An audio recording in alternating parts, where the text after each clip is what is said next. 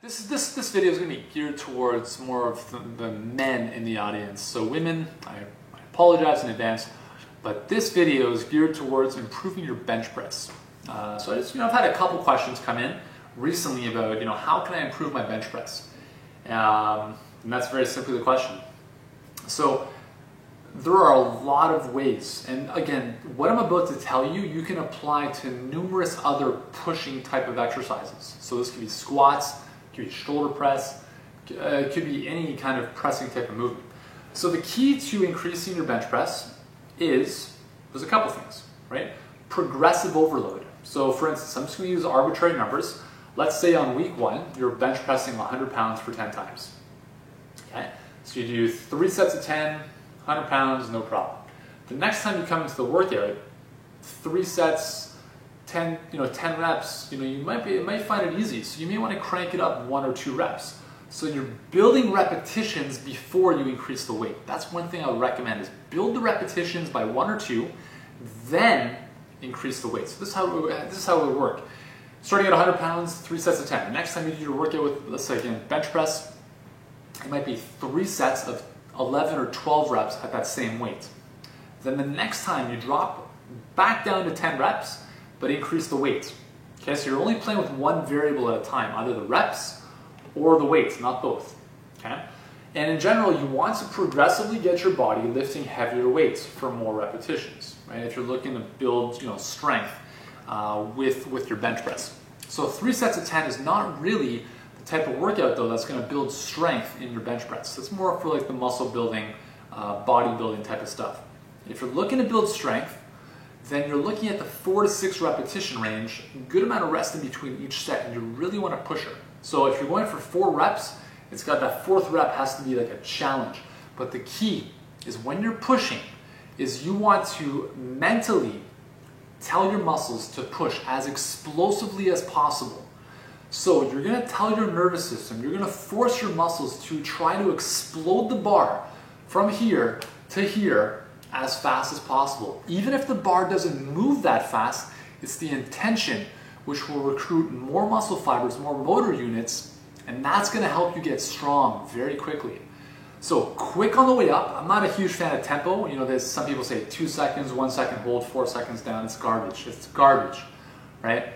In real life, when are you pushing? When are you going to take 2 seconds to push anything? You don't want to push something like this. You're going to push something. You're going to push something, right? So just explosive push, controlled on the way down. So here's where you can use a bit of a count. So explosive on the way up. Again, the bar might move slowly, it might move quickly, but you want to move it mentally. You want to get it moving as fast as you possibly can. On the way down, controlled slow movement. The way down, or the negative, the eccentric contractions, where your muscles are pulling apart, your muscle fibers are pulling apart, but they're still contracting, and that's what causes muscle soreness. But that's also where your muscles get stronger. So you want to benefit from that motion, because that's 50% of the equation. So quick on the way up, slow on the way down. Again, 3 to 4 seconds I'd recommend in general. Don't let it sit here, right? You can, there's different kind of thoughts on this, is as you get to the bottom, is you can take a pause, and then you can force it up again. Or you can use kind of a plyometric effect, where you're using the stretch of the muscle. You're not going to let the bar bounce off your chest, but you're using the stretch of the muscle, storing that energy, and then you're going to explode it again. So 2 ways to do it. As you come down, you can pause just above your chest, and you're going to lose that stored energy in the muscles. It's going to be tougher to push. Or you come down on the negative, use that recoil. It's like pulling a spring, right? Bang! Your muscles are going to fire much quicker, more explosively into the pushing phase of the bench press. Okay, a couple things to keep in mind there. There's also a way of, if you have a spotter, you can just simply do negative training. So you'd actually go about 120% of your maximum repetition, like what you can do once. So let's say your maximum, your 1 RM, your 1 rep max for bench press is 200 pounds. That's all you can push once.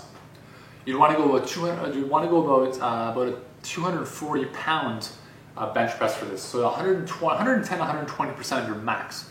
So in this case, like 220 to 240, you put on the bar. You You have to have a spotter for this, very important. What the spotter is going to do is they're going to help you get the bar up to here.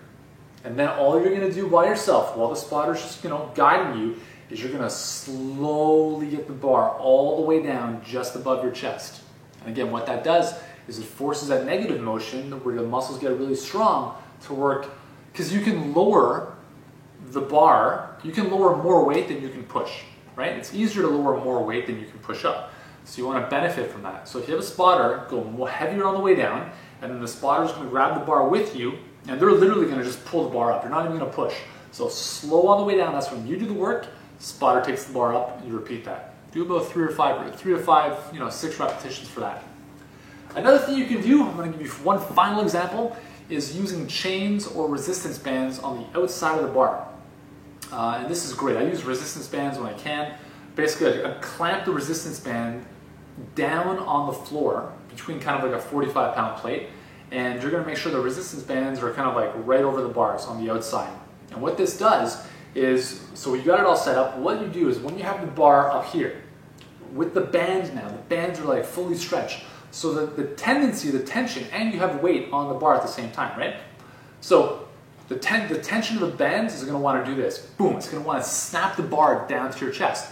So it's a form of negative training, so you're going to have to really control the bar on the way down. Now here's where it gets cool, as if that wasn't cool enough.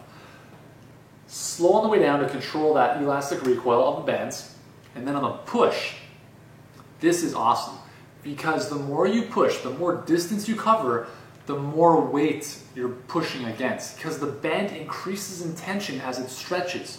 So as you get to the top, it's tougher. Whereas without the bands, it's easier to push as you get past that sticking point and towards the end range of motion. So it's an awesome way to really develop the full range of strength in your bench press. Slow on the way down, explosive. Again, it's all about the explosive push on the way up. Resistance bands on the outside, you can do the same thing with chains, just hanging them off the outside. So many cool ways to improve your bench.